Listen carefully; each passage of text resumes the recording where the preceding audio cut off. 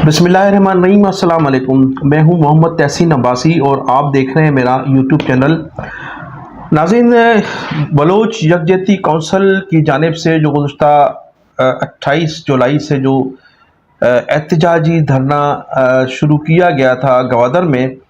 उसका सिलसिला जारी है और 48 घंटे गुजर चुके हैं, लेकिन धरने पर अभी भी हज़ारों की तादाद में लोग मौजूद हैं।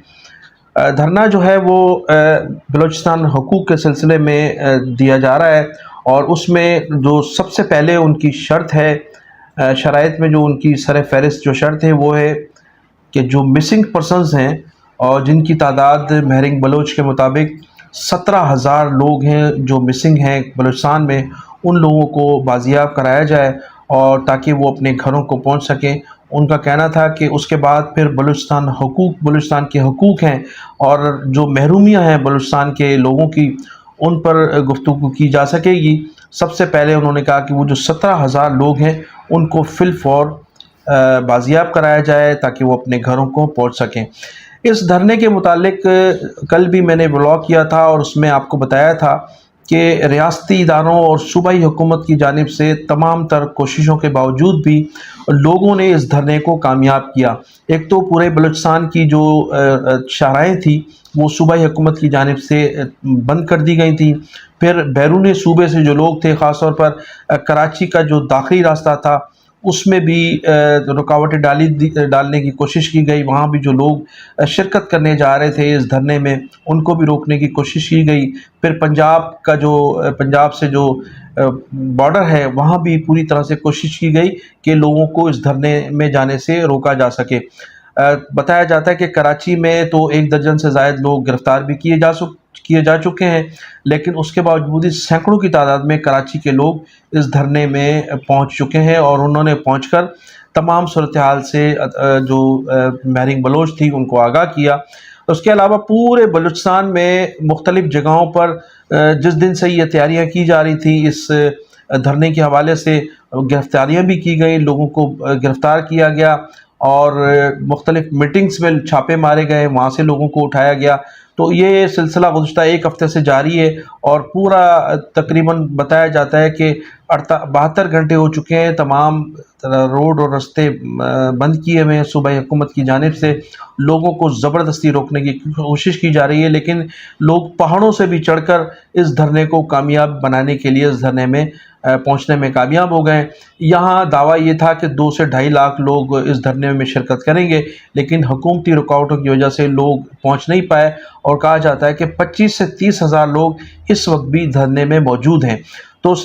समंदर के किनारे पर गवादर में ये धरना जारी है और इस धरने में हर 2 घंटे के बाद महरिंग बलोच तकरीर करती हैं। लोगों के जज्बात को जो है वो जज्बात भड़काए जाते हैं और उनको जो है वो तमाम सूरत हाल से आगाह किया जाता है। उनके जो तहफ़्फ़ुज़ात हैं उनसे आगाह किया जाता है। बलूचिस्तान के लोगों को बताया जाता है कि बलोचों की नस्ल कुशी की जा रही है, बलोचों को ग़ुलाम बनाने की कोशिश की जा रही है,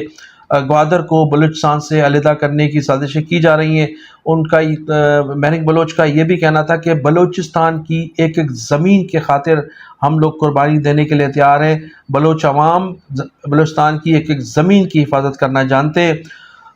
और फिर उसके बाद ये कहा जा रहा है कि बलूचिस्तान के जो मुख्तलिफ़ इलाके हैं उन पर भी कब्ज़ा करने की कोशिश की जा रही है। बलूचिस्तान के वसाइल पर कब्ज़ा करने की कोशिश की जा रही है। बलूचिस्तान जो मादनियात से माला माल है उस पर वफाक और दूसरे सूबे कोशिश करते हैं कि उन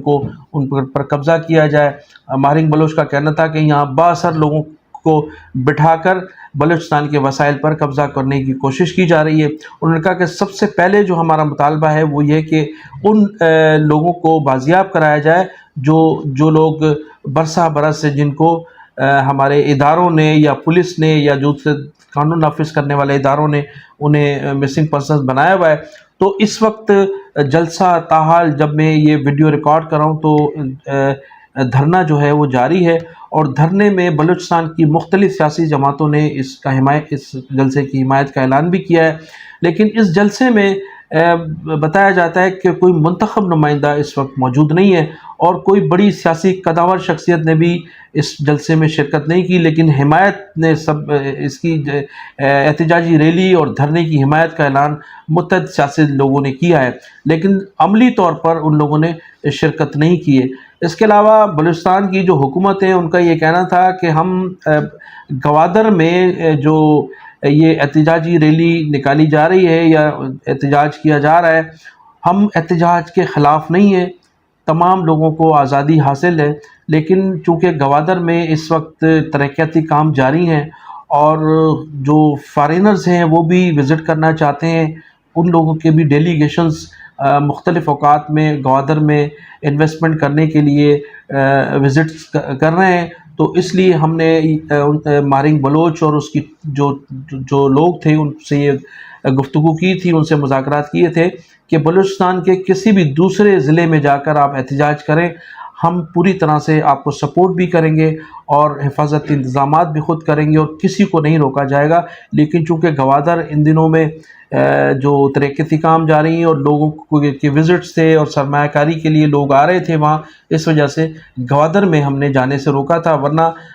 پوری طرح سے آزادی ہے، مارنگ بلوچ کو بھی، ان کی لوگوں کو بھی اور بلوچستان کے تمام لوگوں کو آزادی ہے، وہ جہاں چاہے احتجاج کر سکتے ہیں۔ لیکن مارنگ بلوچ کا کہنا تھا کہ آج جو اصل ایشو تھا گوادر میں احتجاج کرنے کا وہ یہ تھا کہ گوادر کو بلوچستان سے الگ کرنے کی کوشش کی جا رہی ہے، بلوچستان کے مقامی لوگوں کو وہاں حقوق نہیں دیے جا رہے ہیں، بلوچستان کے جو گوادر میں مقامی لوگ ہیں ان کو فیسلیٹیٹ نہیں کیا جا رہا ہے، بلکہ جو باہر سے لوگ آئے ان کو فیسلیٹیٹ کیا جا رہا ہے۔ تو احتجاج کا مقصد یہ تھا کہ ایک تو گوادر کو الگ کیے جانے کی سازش ہے اس کو بھی روکا جائے، اور گوادر کے جو مقامی لوگ ہیں جن کے ساتھ تسلسل کے ساتھ زیادتیاں کی جا رہی ہیں تو ان کے حقوق کی بھی بات کی جائے۔ تو ابھی تک جو میں ویڈیو ریکارڈ کرا رہا ہوں تو اس وقت تک مارنگ بلوچ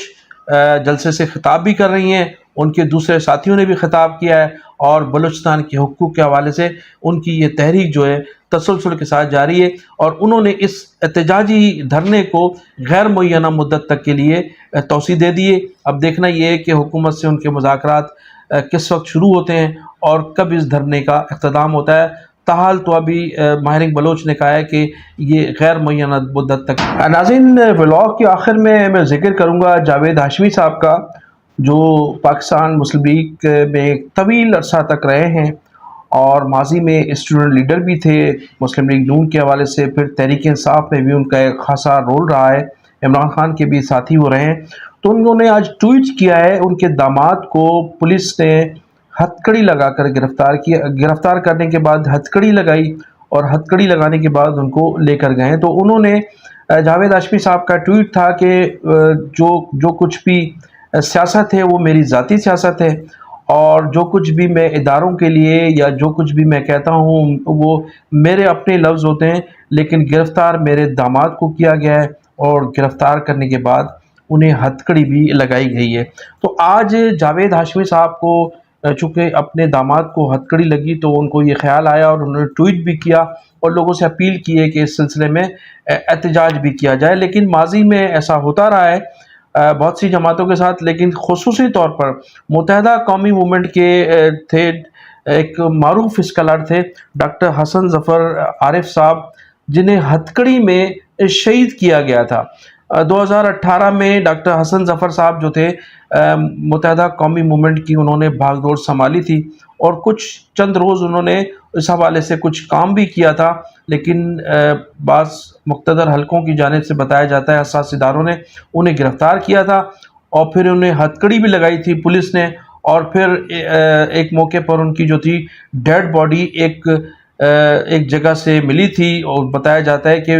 جب ان کی ڈیڈ باڈی ملی تو انہیں ہتھ کڑی لگی ہوئی تھی۔ تو ڈاکٹر حسن ظفر صاحب